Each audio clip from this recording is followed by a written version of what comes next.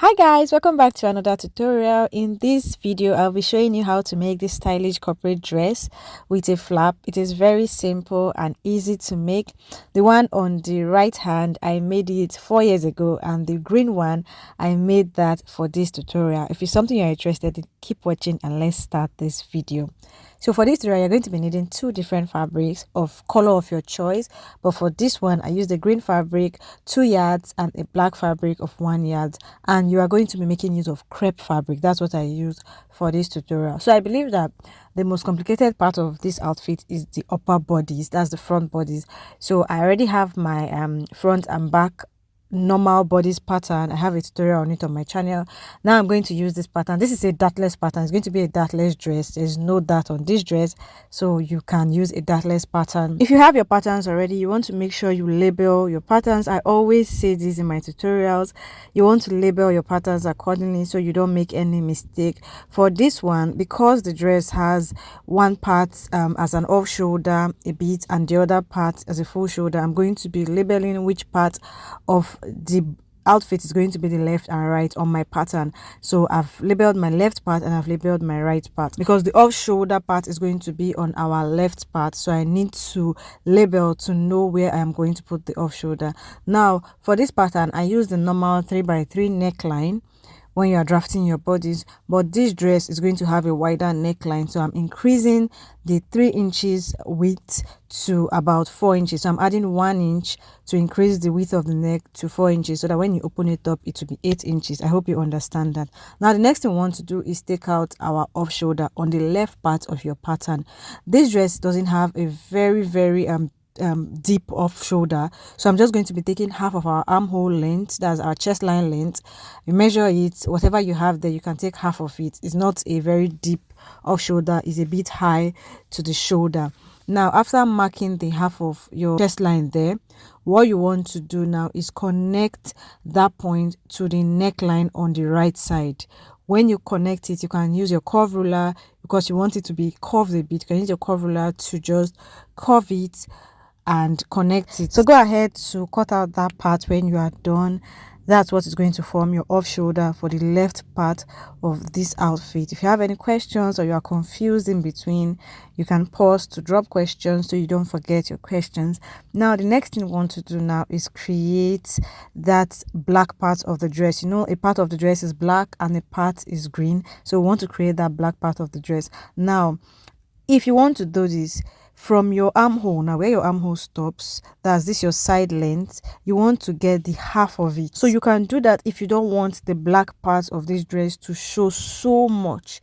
But if you want it to show more, I'm just giving you two representations so you will know which one you prefer. Both of them will come out really beautiful. If you want it to show more, you would now, from that point, now you know you've measured half from your armhole to your waist point, that's your side length. You measured half of it. If you want it to be longer, now from that point you measured to the waist length, you measure half again to make it more. So whichever one that feels or looks good to you, you can use. For me, I wanted the black part to be more, that's why I went down. But if you want it to just show a bit, then you can stay or stick with just half of that length. When you are done, you want to connect whichever point you use to the right part of the neck.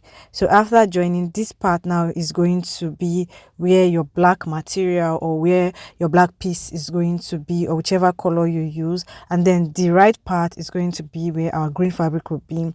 Then you can go ahead and cut it out to now make our flap. So the next thing we are going to be working on is our flap. Since we have the left part and the right part of this outfit, we are now going to be, I'm going to be showing you how to now make the flap in between. To make your flap, you want to get a fresh paper. And when you get this fresh paper, make sure the edges are straight. You don't want the paper that has like bent edges. Make sure the edges are straight. Now you want to take note for this part. So leave 1 inch above your paper. And the reason why I'm leaving 1 inch above the paper is because I want some of the flap to be joined to the shoulder. But if you don't want some of the flap to be joined on the shoulder, then you don't need to leave 1 inch above. You can just put the shoulder to the edge of the paper and then do your flap.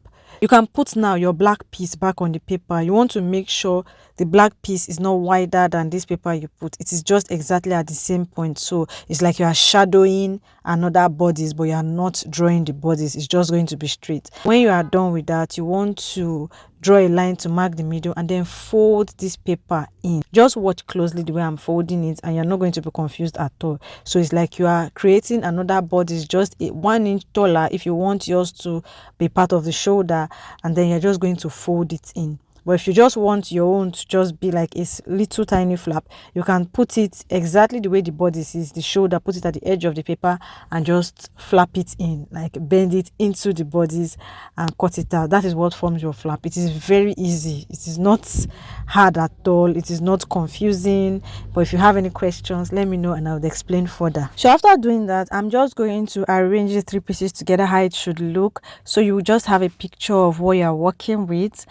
What you want to do is the flap would be at the middle, and then you can pin it down or sellotape it down just to see like what it's going to look like. This is what it's going to look like. This is it pinned down. So this is what you're going to be using to cut every piece of fabric. And so for the back now, you know, one part of the shoulder is off shoulder and one part is normal. We have to do the same for the back. So what you just want to do is you're going to use the front to shadow the back. You want to mark which part is the left part for the back and which part is the right part for the back as well. Then place your front pattern on it, and then just the way your front is, it's just that you want your back part to be a little bit higher or a little bit lower, anyhow you want it to be, but you are going to connect it from the left part of shoulder now to the neck point on the right shoulder, just like the way you did for the front. I'm just using my back to shadow my front so that it will be easier for you, and you can do the same. So this is what the front and back will look like after you have done it. Now, label, don't forget, if you cut out your label, put it back so you will not be confused, because we're going to separate all these pieces when we are cutting. Now, this is the fabric I'm using for this tutorial. This is crepe fabric. It is not too thick and it is not too light, and it's also a stretchy fabric. So when you are cutting, you want to make sure you're using the stretchy part for the width of your body. That you want to make sure the stretchy part is what goes around your body. You can pin down your pattern, leave your allowances and start cutting. So for the neckline of this back, I'm not using a facing. That's why I'm leaving up to 1 inch allowance so I can fold the neckline. But if you're using a facing, you can just leave ½ inch to join. For the armhole, I'm leaving ½ inch. ½ inch for joining is enough. The only places where you leave up to 1 inch are the parts where that's your actual allowance, or the parts where you need to fold. So for the under, where I'm going to be joining to the skirt part, I'm also leaving ½ inch. We already have the zip allowance on these bodies, so I'm not leaving a zipper allowance. And yes, I'm using my cute electric scissors to cut. This really makes work easier for me, and I love these scissors a lot. So after cutting, what you want to do next now is fold in your zipper allowance, and you see this extra at the upper part. You want to cut it off, because when you fold your zip, you don't want any material showing at that part. And then you can go ahead to cut the other part of the back. The same thing we did, 1 inch allowance for the side seam, ½ inch for the lower part you're joining to the skirt, ½ inch for the armhole. And for the neckline for this back, we are going to be leaving ½ inch, because I will be cutting facing for the back. And the reason why I'm cutting facing for the back of this one is because it has a shoulder, and I would want to use it to join the two shoulders together. We are done with the back. Let's move to the front part to start cutting. So this part is the black piece, so I'm going to be cutting it after I'm done with cutting everything that concerns the green. Don't forget that the stretchy part is the part you should use for the width of the body. That's anywhere that is going around the body. And then you can go ahead and pin down. For the front part, leave ½ inch allowance. The only part you're going to be leaving 1 inch allowance is the side seam, which is the actual allowance for the dress. The other part is just to join, and then you go ahead and cut it out. What we are going to be cutting next is the flap. And for this flap, I left 1 inch allowance all through, apart from the part that is going to be joining with the front part, which is this slanted part. That was the only part I left ½ inch allowance. And the reason why I left 1 inch allowance is because I wasn't planning to double this at first, because I wasn't sure whether my material would be enough, but it ended up being enough and I doubled it. So if you are doing yours, you can just double it, so you will leave half an inch allowance all around to join two together. But if you know your fabric is not enough, you can leave 1 inch so you can fold that part. For the black piece, just like I did for the back, I left 1 inch allowance at the side to join and 1 inch at the neckline to fold in, since we're not using a facing, then half an inch allowance at this slanted area. The next part now we're going to be working on is the skirt. And for the skirt, I wanted the skirt, this is the normal skirt pattern, you know, which is waist to knee length, but I wanted my own to be a bit longer, to be like a 3/4. I'm working with 29 inches for the skirt part, so I'm extending the length from my knee line downwards. And what you just want to do is pin down your pattern if you're using a pattern for the skirt part, or if you're not using a pattern, you can just draw in your skirt part and use your desired length. But for this one, I'm using 29 inches for the skirt part, so I drew a straight line from the knee line down to the length I wanted. I did 30 inches because I needed 1 inch for folding allowance under, then 1 inch for the side seam, and then half an inch at the upper part to join to the top part of this outfit. When you're cutting for the back part, you can just use the front to shadow the back to make sure you are cutting the same length. That's what I'm doing here. I'm using the same allowance and the same length for the back. I just added the zipper allowance at the center back for zip. So moving on to the sleeve part, I used almost the same sleeve as I did in my last video, but the difference is this one I didn't want to cut it on both sides, so I just did it as one. So what I did was my regular sleeve pattern, I added an extension of 3 inches and then just came out by 1 inch at that point. You can check my previous video for details on how to draft this sleeve. And then I'm leaving 1 inch allowance for joining, and then half an inch allowance at the top to join to the sleeve part of the top itself. When you cut out your sleeve, don't forget to notch the upper part and the lower part, just like I've done. And for the second sleeve, it's a bit different from the first sleeve, so you want to calculate what you have on the armhole of your black piece, since it's off shoulder, and then bring whatever measurements you have there. For this, I think I have 4.5 inches. I'm bringing it to this previous sleeve we have. You're going to mark it and just cut it out straight after you really line. It's very simple to do the sleeve. Just make sure it's the same measurement with the black piece, the armhole of the black piece, and then you're not going to have any issue when you're fixing. Then you go ahead and cut it on your black fabric. So we have every part ready, including the 2 sleeves, and since the material still remained, I went ahead to double the flap material. You know, I said it before that if your material was remaining, I was going to double it, so I doubled the flap material, and this is everything. We can start sewing now. We're going to start with the front bodies of this dress. Remember, we have double flap now, so we're going to turn it. For the black part, the neck, since we did not cut a facing, we're going to fold it and sew a straight line on this part, just like I'm folding. You fold it, make sure you use like light pins you can sew on, and then we're going to sew that part. For the flap, we have double flap, so we are going to leave every other part open apart from this part where I'm pinning. You're only going to sew 2 parts of this flap, because the slanted part is going to remain open since we are joining that part to the front bodies, and then we are going to leave these 2 edges, so it is just this part that I pinned that you will be sewing. And then for the back neckline, you know, we did not leave a facing also, so you are going to fold and sew. Then the other part of the back, we are going to cut a facing for it, because it's the facing that we're going to use to join the shoulders together with the front part. When you are done cutting, pin down the facing to the neckline, and then you are just going to sew that point and top stitch. After sewing, this is what it would look like. Then you can go ahead to notch your flap, the part you have sewn on your flap, so you can turn it. The reason for notching is because you want it to be very relaxed by the time you turn it over. When you are done turning, go ahead and give it a good press. Iron it well, because ironing is what makes an outfit actually come out beautiful. Iron other parts to make sure everything is flat, so that we can go ahead to start joining. Now for the front part, just watch how I'm joining the flap to this piece. What you want to do is take the flap and put it at the middle, at that middle where I'm putting it, and then you want to turn this black part and pin down just the way I'm doing it. If you follow what I'm doing, it's not going to be difficult at all. Then go ahead and pin the 3 down together. After you've pinned the 3 down together, you can now take it to your machine and sew a straight line on that point. This is what it should look like after you have finished sewing. You go ahead again and iron. Iron, very important to make your work look neat when you are sewing. After ironing, next thing we want to do now is to start fixing it to the lower part of the dress, which is the skirt. Like I said, this is very easy. You see, we did not even take time to do that upper part. Very easy and simple to do.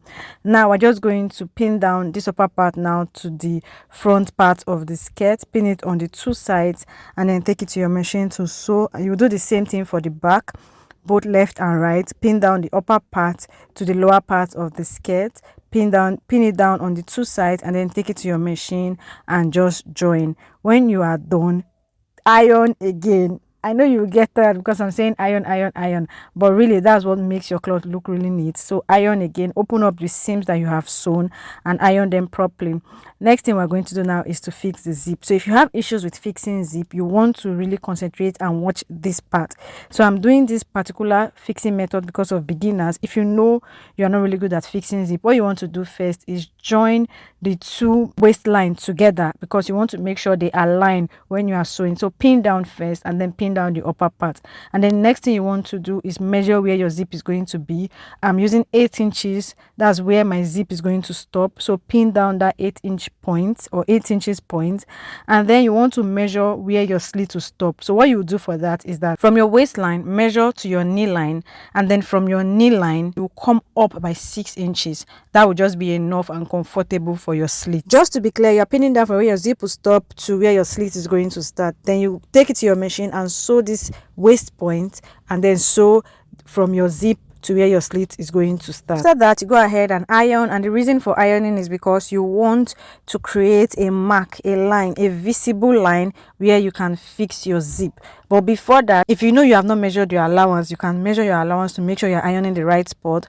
But after ironing, you can now fix your zip on that line. At least when you are fixing your zip, you are seeing the line you are going to sew, and this is going to avoid any zip bulge or any incorrect fixing of zip. So once you have fixed your zip, you want to come back and loosen that waist point that you sewed together before, and you will see that your waist part is very equal. No one is higher than anyone or lower than anyone. This is a good way to fix a zip if you are a beginner. Now that we fix the zip, we can now join the front part and the back part together, and watch closely what I'm doing. What you want to do is place the shoulder of the front part in between the shoulder of the back. You know the back now has two parts, so you want to place the front part in between the shoulder of the back, pin it down and take it to your machine to sew. Then for the sides, when you are joining the side, make sure you are pinning down the waist part because you want to make sure that part is equal. You can pin down the upper part and the lower part, take it to your machine and sew. When you have sewn it, this is what it is going to look like. You already have your dress. Now it is just the sleeve left to fix. Remember, we have two different colors of sleeve, black and green. Go ahead and join them, give it a good ironing, and then I'll show you how to join the sleeves together. For the black one, just like I'm doing, the two edges, pin them down and then pin down the middle. If you drafted it correctly, then you should not have any issue with your zip and your armhole parts being the same measurement. Yeah, for the other part, just pin down. And the good thing is that if you're using a stretchy fabric, you'll be able to stretch the sleeve to fit into the armhole no matter what. After joining, this is what it looks like. This is what the full dress looks like. And for the lower part, you can decide to sew it, or you can decide to use hem gum to just put it together or to gum it together. After using hem gum, you can still decide to sew. I used hem gum for mine because I wanted like a neat finishing. This is what the final look of the dress is. It is so beautiful. And the funny thing is that this dress was made on a Sunday morning to wear to church on that same Sunday. If you found this video helpful, don't forget to give this video a big thumbs up, share this video to others it may be helpful to, and subscribe. See you in my next video. Until then, keep winning.